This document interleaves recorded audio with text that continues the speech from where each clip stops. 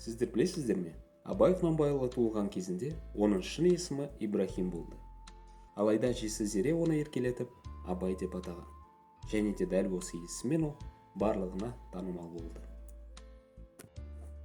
Абай әуелі ауылдағы молдадан өзінің сауатын ашады.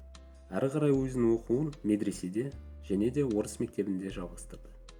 Оқу барысында ол үш тілді, яғни араб, парсы және де орыс тілін меңгерді.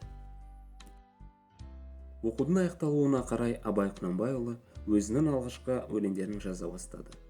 Алайда оларды өзінің досы Көкбай Жанатайұлы атынан жариялады.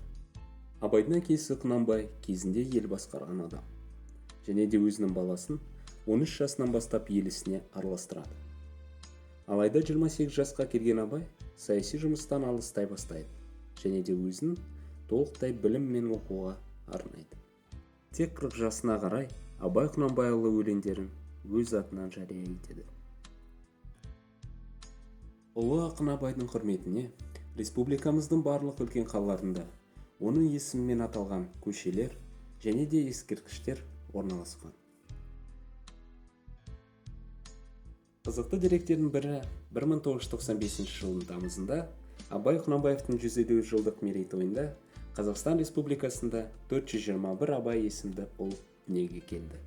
Теміртау қалалық өлкетану музейінде Мұхтар Әуезовтың Абай жолы роман-эпопеясының алғашқы экземпляры бар.